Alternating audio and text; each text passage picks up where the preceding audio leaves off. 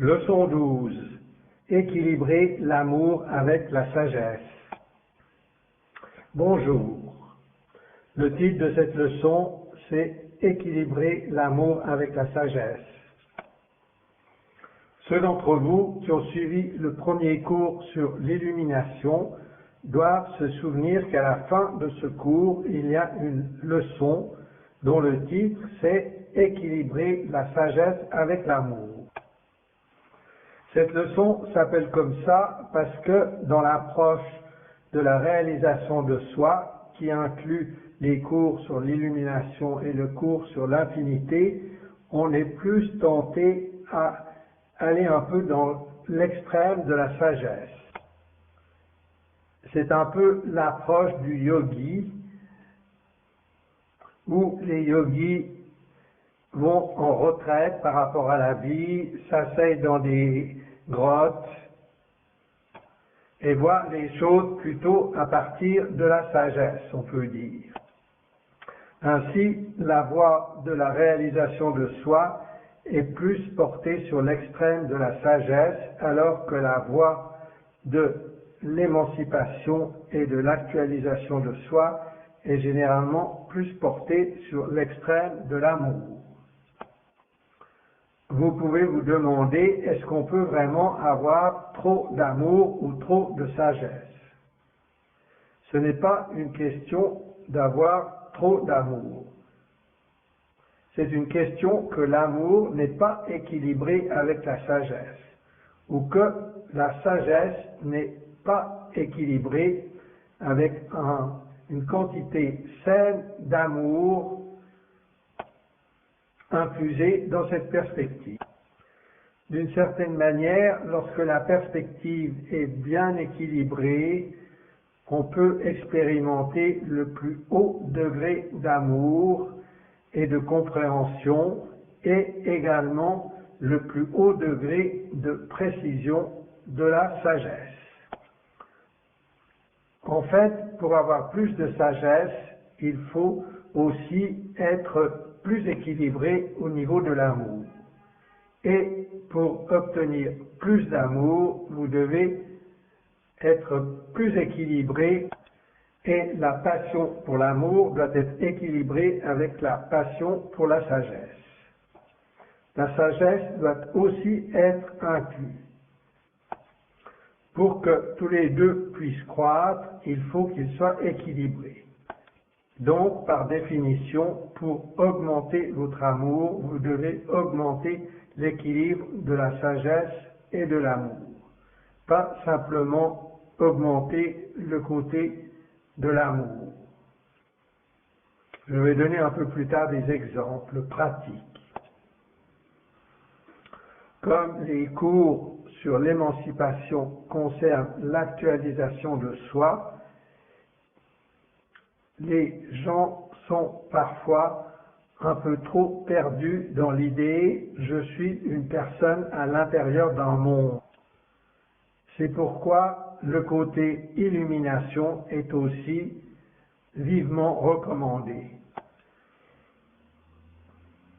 Il vous conduit à travers les profondeurs de la conscience en retraçant le processus de la création à partir de « je suis une personne » jusqu'à « je suis » et « je » en tant que conscience et au-delà du « je » finalement.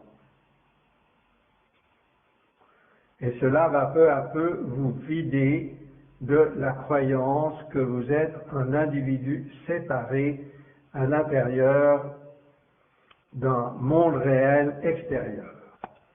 La sagesse doit être équilibrée avec l'amour.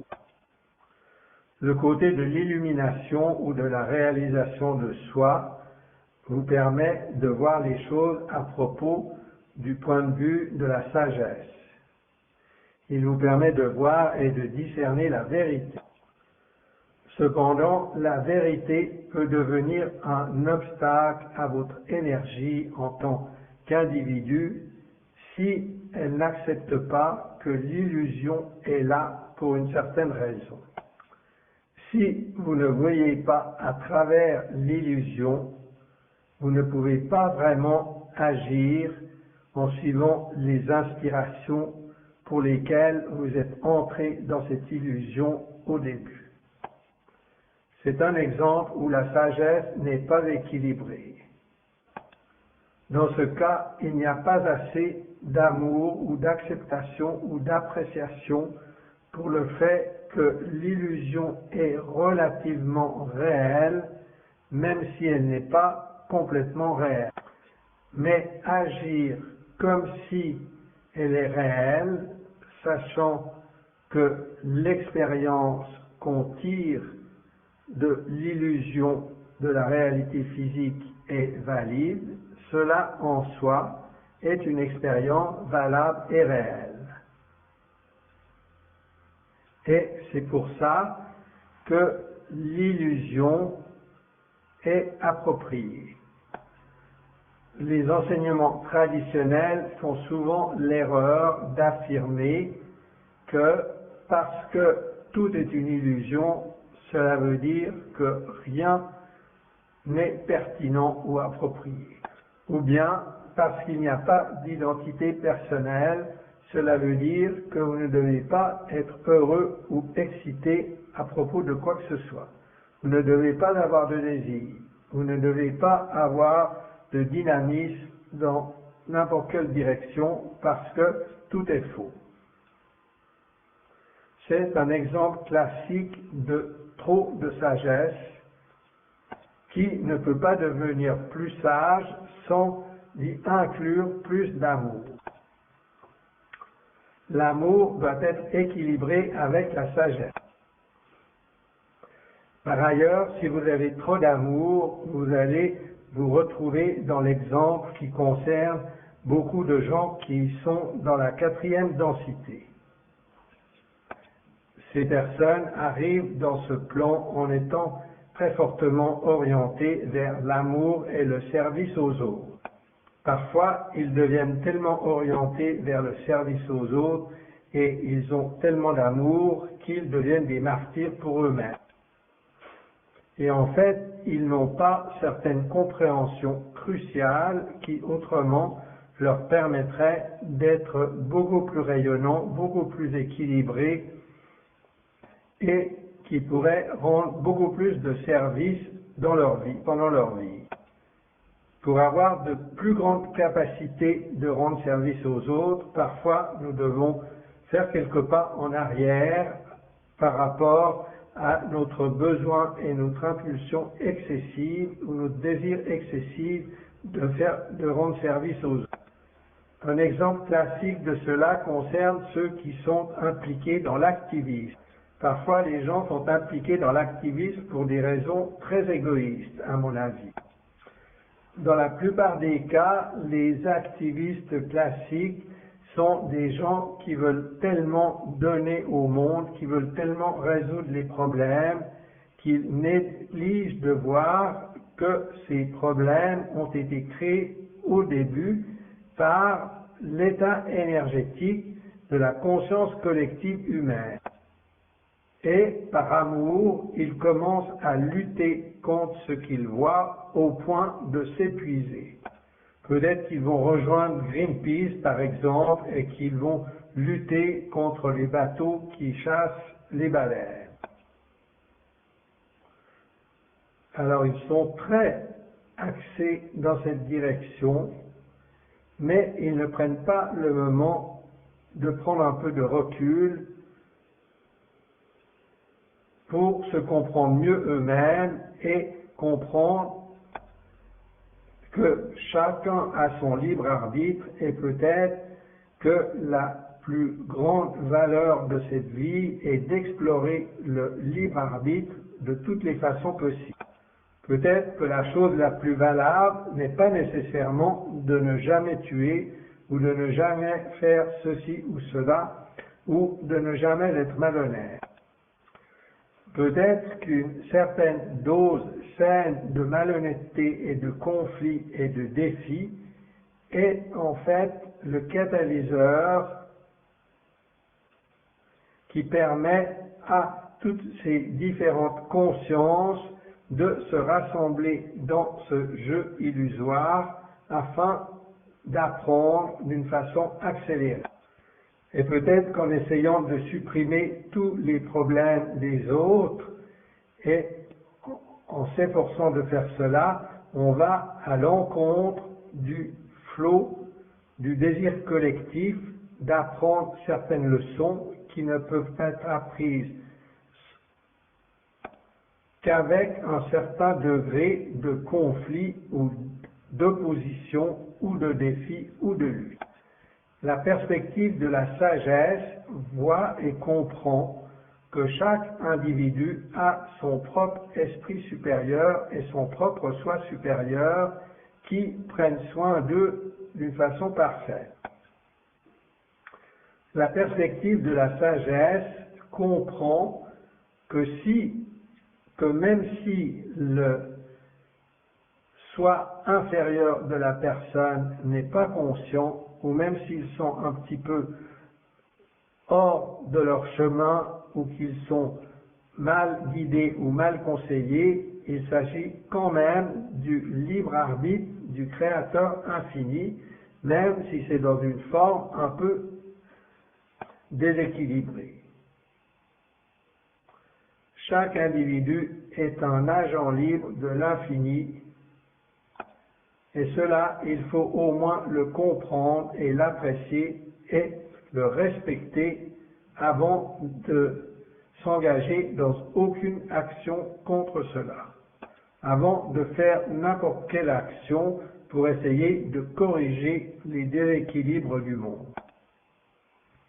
Beaucoup d'activistes sont trop dans l'aspect amour, de vouloir rendre service, de vouloir arranger les choses, de vouloir que le monde soit meilleur et de vouloir que les choses soient honnêtes pour tout le monde.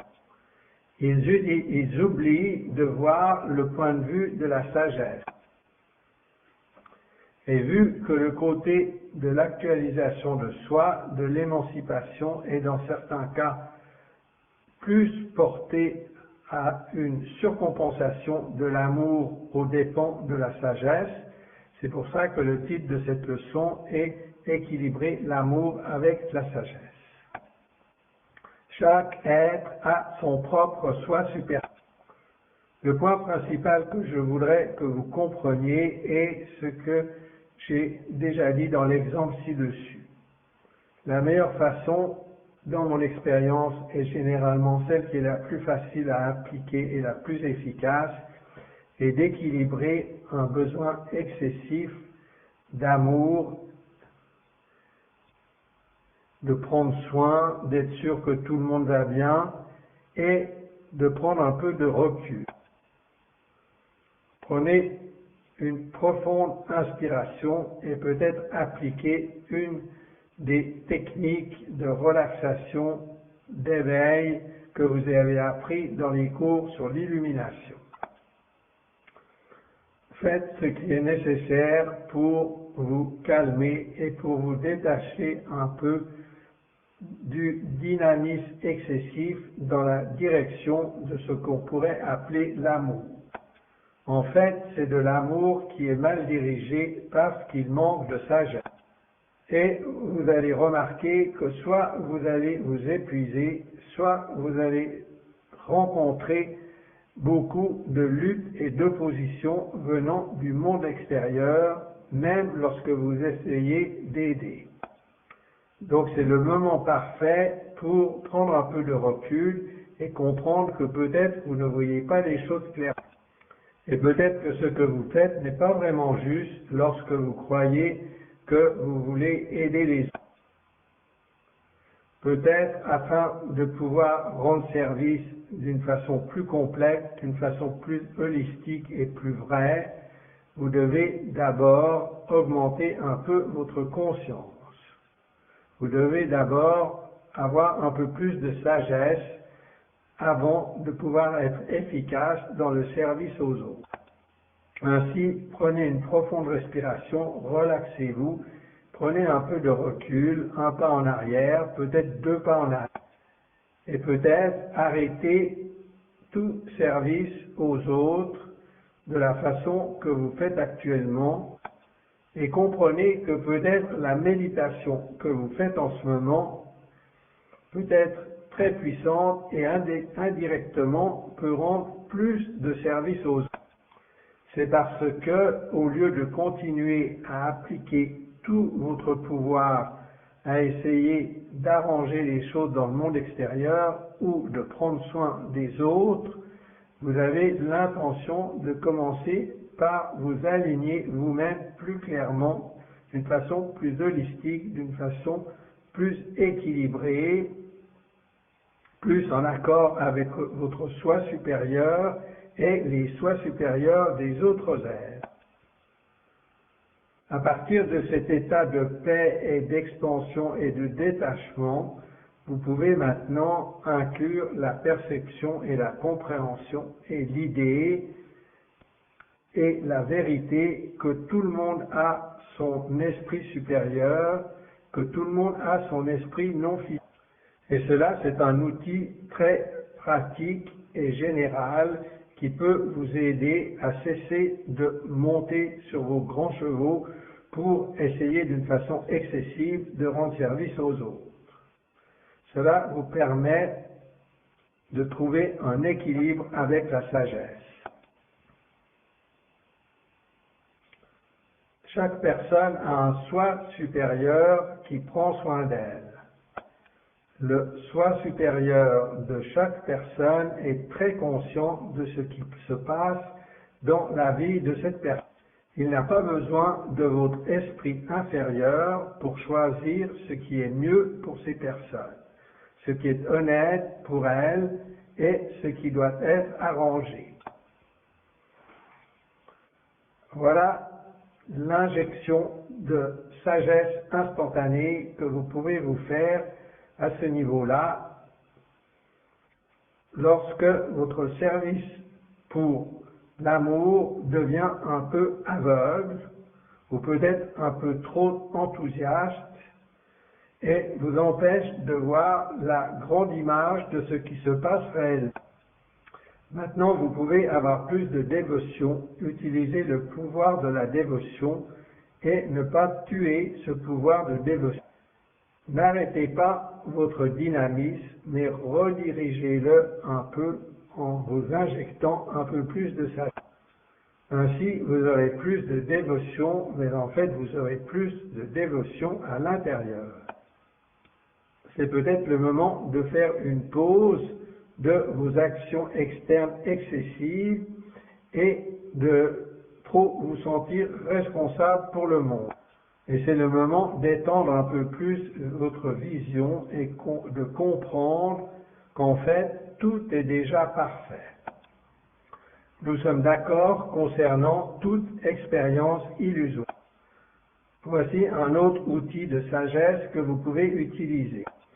Comprenez que toutes les apparences sont essentiellement illusoires et qu'elles sont choisies ou co-créées par les consciences qui y participent. Toutes les consciences qui participent sont d'accord entre elles que l'expérience est une illusion et de faire cette expérience d'une façon particulière. Elles choisissent d'utiliser l'énergie universelle dans des réalités parallèles, d'utiliser des configurations d'atomes et de molécules et de particules quantiques pour manifester ceci ou cela, afin que cela paraisse réel de cette manière particulière. Et c'est leur seule manière d'apprendre cette leçon particulière. Si vous pouvez voir en dessous de la surface, vous verrez que même si vous vous sentez très inconfortable avec la situation qui a été créée, ce n'est pas votre rôle d'interférer avec leur libre arbitre qui a choisi d'accomplir cela. Au-dessous de la surface, vous allez voir que toute chose est déjà parfaite, même si à la surface, les choses peuvent paraître malhonnêtes. Je ne dis pas qu'il ne faut pas agir quand on voit quelque chose de malhonnête. Voyez les choses par vous-même, ayez de l'intuition. En général, agissez lorsque vous voyez des injustices. Mais lorsqu'il ne semble pas y avoir d'injustice physique immédiate, regardez au-delà de la surface.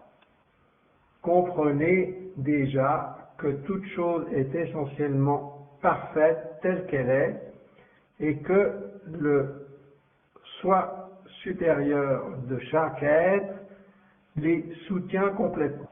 Vous voyez que chacun a son soi supérieur qui prend soin de lui.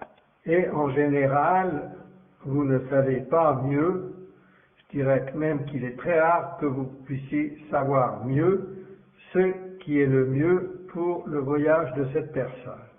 Le soi supérieur a déjà déterminé ce qui était le mieux et a choisi cette expérience. Lorsque vous rencontrez de l'injustice, utilisez-le comme une réponse. Qu'est-ce que cela signifie pour moi? Dans quelle mesure est-ce que cela provoque mes croyances de manque et mes définitions? Comment est-ce que je peux m'étendre avec une vision plus holistique, plus orientée vers la sagesse, tout en étant au service des autres et tout en étant inspiré de faire attention? Tout repose dans la perfection intemporelle. Un autre outil que vous pouvez utiliser est de reposer naturellement dans la pure conscience et que toute chose est une apparence parfaite et intemporelle de la conscience. Tout est déjà parfait. Tout repose déjà dans la perfection intemporelle. Toutes les choses sont déjà au service de l'un, exactement telles qu'elles sont. Même si vous, personnellement, avec votre esprit physique conscient, pouvez ne pas aimer ce que vous voyez parce que vous avez appris à le définir d'une façon négative et c'est pourquoi vous vous sentez provoqué ou déstabilisé. Notez les choses qui vous provoquent personnellement. Vous devez avoir de la sagesse. Si vous voulez vraiment rendre service aux autres, vous devez avoir la sagesse de discerner quand vous êtes personnellement provoqué. Vous devez noter quand vous êtes en train d'imposer vos idées et vos idéaux sur les choix de quelqu'un d'autre pour leur vie ou pour leur voyage. Et sans la sagesse de voir les choses de cette manière, en fait, vous faites plus de mal que de bien. Quelqu'un qui veut vraiment rendre service, plutôt que d'être égoïste, doit parfois supporter la sensation d'être très inconfortable avec les choix que font les autres. Disons par exemple un parent qui se sent très inconfortable parce que ses enfants fument de l'herbe. Ce parent doit prendre sur lui et doit comprendre ce qui le provoque à ce moment. Je ne recommande pas nécessairement l'usage de l'herbe, je donne simplement un exemple. Lorsque ce parent se sent contrarié, il doit comprendre que c'est d'abord lui, personnellement, qui est provoqué par la situation. Et lorsqu'ils comprennent cela, ils ont la possibilité de prendre des décisions plus équilibrées par rapport à cette situation. Lorsque nous voulons rendre service, plutôt que de simplement être égoïstes, nous devons d'abord nettoyer nos définitions négatives concernant les choses et nous sentir vraiment en alignement. Nous devons percevoir la perfection de toute chose et savoir que chacun a un soi supérieur. Écoutez et faites attention à ce que le soi supérieur de l'autre personne lui demande de son soi inférieur. Et alors, si c'est approprié ou si on vous le demande, vous pouvez intervenir. Vous pouvez démontrer les choses d'abord par votre exemple, ce que vous pensez qui est vraiment en alignement, ce que vous feriez pour équilibrer la situation, plutôt que d'interférer avec les choix de l'autre personne, même si vous vous sentez inconfortable à cause d'une définition que vous avez appris à imposer sur cette expérience particulière. Retournez au système de guidage émotionnel. Si vous vous sentez inconfortable par ce que vous voyez dans le monde extérieur, ce n'est pas parce que vous êtes inconfortable avec ce que vous voyez là-bas. C'est parce que votre soi supérieur n'est pas d'accord avec ce que vous pensez par rapport à ce que vous voyez. Ainsi, si vous vous sentez poussé à agir et si vous croyez que vous essayez de rendre service aux autres, vous devez d'abord bien observer vos réactions émotionnelles et comprendre pourquoi vous vous sentez provoqué par cet événement pour commencer. Parfois, il est possible qu'une action rapide soit requise, qu'une situation injuste demande vraiment que vous interfériez et que vous agissiez et que vous essayiez d'équilibrer cette situation et que vous regardiez plus précisément les choses plus tard. Parfois, c'est tout à fait valable et approprié. Mais en général, pour la plupart des gens, spécialement en Occident, ces scénarios n'ont pas besoin de votre intervention. Je ne vous conseille pas de réagir de cette manière à ces scénarios parce que c'est déséquilibré. Vous n'êtes pas vraiment en train d'aider. Vos actions, généralement, font plus de mal que de bien. Et généralement, elles créent plus de conflits et de confusion que de clarté. Ainsi, soyez vraiment clair avec vous-même au début. Pourquoi est-ce que je suis provoqué? Pourquoi est-ce que j'ai appris à définir cela d'une façon négative? Mon soi supérieur n'est pas d'accord, aussi je me sens mal. Ce n'est pas de la faute de cette personne. Elle choisit quelque chose qui est approprié pour elle à son niveau. Que vous agissiez ou non dépend de votre intuition supérieure. Mais vous ne pouvez pas puiser dans votre intuition supérieure tant que vous n'avez pas éclairci vos problèmes personnels. Sinon, vous êtes juste en train de réagir aux circonstances et ainsi vous ne faites que jeter de l'eau sur le feu et aggraver les choses. Nous devons équilibrer notre amour avec la sagesse et parfois faire quelques pas en arrière. Quelques pas dans le sens d'un détachement émotionnel et d'observer et d'utiliser le système de guidage émotionnel. Je me sens mal parce que je définis cela d'une manière qui n'est pas en accord avec mon soi supérieur. Et si j'agis en me basant sur ce qui me provoque, en fait, je suis en contradiction avec mon soi supérieur. Je ne fais pas confiance à ce que mon soi supérieur est en train de me communiquer. D'abord, il faut que je me sente bien et que je me sente clair et en équilibre avec ce qui se produit. Et c'est seulement de cette manière que je peux agir d'une façon qui va vraiment être bénéfique et qui va équilibrer les circonstances. N'enlevez pas le catalyseur de quelqu'un d'autre. En général, équilibrer l'amour avec la sagesse, c'est comprendre que pour être mieux au service des autres, nous devons améliorer notre propre attitude. Nous devons nous observer et devenir moins arrogants. Le problème avec beaucoup des gens qui ont une tendance déséquilibrée vers l'activisme est qu'elles croient que leurs idées sont justes. Elles se sentent inspirées à agir au profit des autres, à agir au profit de la bonté, de l'honnêteté, de l'égalité, de la préservation de la nature, etc. Et en essence, je suis d'accord avec tous ces principes. Et en essence, le soi supérieur est d'accord avec tous ces principes. Cependant, nous ne pouvons pas toujours voir pourquoi les choses se produisent d'une certaine manière en utilisant seulement notre esprit physique. Nous devons être assez humbles pour observer et comprendre quel est notre vrai désir.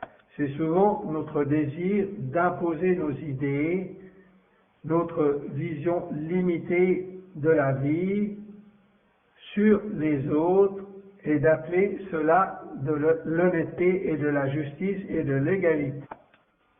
Notre désir est de forcer le monde d'être de cette manière. Est-ce que cela, c'est vraiment être au service des autres, ou ce n'est pas plutôt être au service de soi-même en ne permettant pas à notre arrogance de fondre? C'est difficile pour ceux qui ont un déséquilibre envers l'amour et le service aux autres. Leur amour n'est pas ce qu'il pourrait être s'il était équilibré avec la sagesse. Le défi pour ces personnes est d'accepter le fait que leurs idées ne sont pas nécessairement des idées justes pour tout. Ils veulent tellement aider l'autre personne à trouver son équilibre qu'ils sont souvent pris dans l'illusion que cette vie et cette physicalité sont plus importants que les leçons non physiques qu'on peut tirer de cette vie. Vous devez comprendre que du point de vue du soi supérieur, cette vie physique est seulement un jeu. Elle n'est pas du tout intimidante. Ce n'est qu'un rêve. Elle est vraiment comme un rêve. Parfois, la conscience va se mettre dans des défis physiques qui sont basés sur l'injustice ou l'oppression ou des choses de ce genre, mais la plupart du temps, la conscience générale est OK avec cette expérience qui se produit que pour une petite portion de sa conscience, c'est-à-dire pour la focalisation physique. À partir de la focalisation physique, de la vision limitée en tant que personnes qui veulent aider, nous désirons supprimer toutes les luttes et toutes les souffrances dans le monde. Mais nous ne comprenons pas que les souffrances et les luttes ont été choisies par ces soi supérieurs afin de produire des leçons, de produire des bénéfices et de produire une expansion de l'âme. Et ainsi, nous pouvons en fait faire du mal en pensant que nous aidons. En essayant d'enlever les souffrances physiques, les défis, les catalyseurs, et en nous sentant tellement dans notre droit et tellement bien avec nous-mêmes en faisant cela, en fait, nous diminuons la croissance potentielle de cette âme. Ainsi, pensez-y à 2 fois avant d'enlever le catalyseur d'une autre personne. Peut-être que c'est leur plus grand outil pour s'éveiller, pour apprendre et pour étendre le niveau de leur âme. Bien sûr, peut-être que vous pouvez aider quelqu'un à avoir moins de douleurs physiques. Mais en faisant cela, vous allez peut-être retarder leur expansion. Quel est le plus important? D'une perspective générale, je peux dire, selon ma propre expérience, que les leçons sont ce qui est le plus valable. L'expansion qui est ajoutée à cette âme par l'utilisation de catalyseurs physiques est beaucoup plus importante que les inconforts physiques qui sont parfois expérimentés pour en arriver là.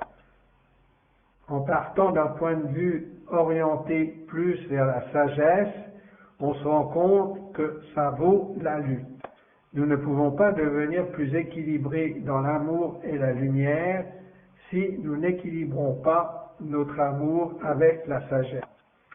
J'espère que ces exemples vont suffire et qu'ils vont vous permettre d'appliquer cela dans votre vie quotidienne. Les devoirs.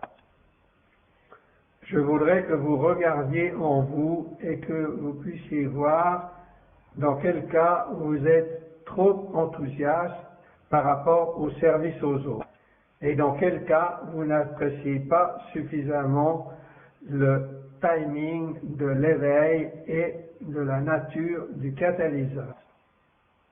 En général, cependant, je recommande d'être le plus possible au service des autres,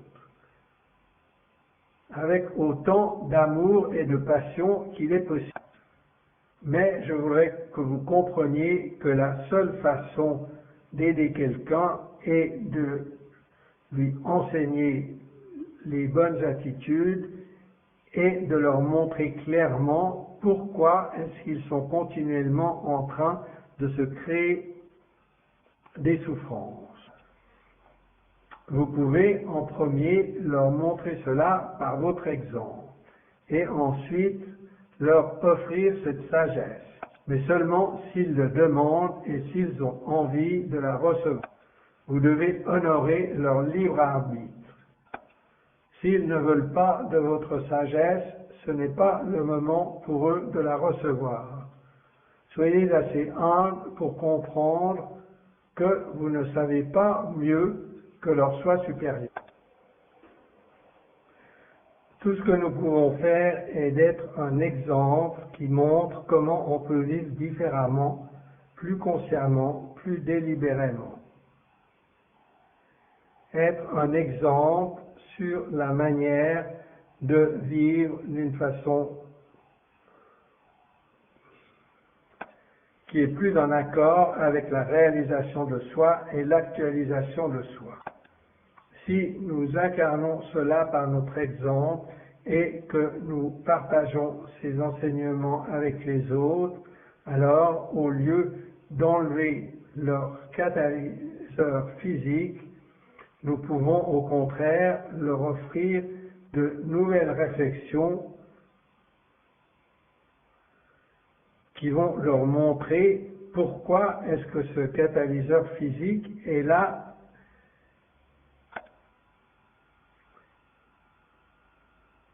et de cette manière leur offrir une émancipation au lieu de leur empêcher leur émancipation. Et ainsi, nous ne retardons pas le voyage de leur âme. Ainsi, cessez de retarder l'expansion des autres. À la place, essayez de clarifier et de leur montrer pourquoi ils créent ce qu'ils créent. Montrez-leur, par exemple, comment devenir plus conscient et plus délibéré. Comment on peut créer d'autres expériences pour soi-même à partir d'un lieu de clarté holistique concernant le voyage de notre âme. C'est la seule manière de véritablement émanciper les gens et de les aider à changer par eux-mêmes.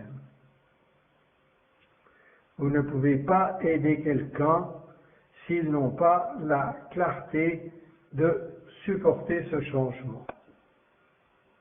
Donnez à quelqu'un un poisson et vous allez le nourrir pour un jour. Mais vous allez ainsi retarder le moment où il va se poser la question, est-ce qu'il n'y a pas un moyen pour moi d'apprendre à pêcher? Donc, il est préférable de lui proposer, je peux vous apprendre à pêcher si vous voulez, sinon ce n'est pas un problème.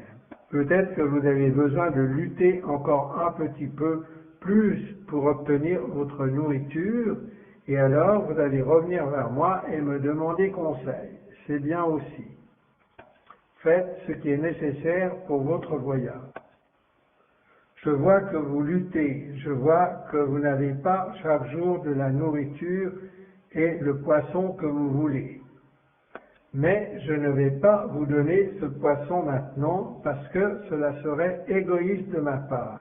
Cela ne serait pas un équilibre de l'amour avec la sagesse. Cela serait de l'amour bloqué par mon obsession et par mon point de vue limité, arrogant et croyant qu'il a toujours raison. Aussi, à la place, je vais vous offrir de vous apprendre à pêcher. Je vais vous offrir des leçons pour apprendre à pêcher afin que vous puissiez attraper des poissons vous-même. Est-ce que vous voulez cela? Oui ou non? Si oui, très bien. De cette manière, vous avez émancipé quelqu'un. Pour le reste de leur vie, vous leur avez donné les outils dont ils ont besoin pour s'éveiller et pour avoir une perspective plus large, plus claire de comment ils peuvent créer leur propre vie et comment ils peuvent utiliser et interpréter leur propre vie d'une façon beaucoup plus efficace et bénéfique et agréable. J'espère que cela a du sens. Pensez-y et appliquez cela dans votre vie quotidienne. Regardez pour vous-même et abandonnez toutes les tensions que vous pouvez avoir dans le sens « Oh, mais il faut que j'aide les autres, il faut que j'enlève la souffrance des autres. » Comprenez que la souffrance, la douleur fait partie du jeu de l'éveil et que les âmes ont été d'accord à faire ces expériences comme une partie de leur expansion.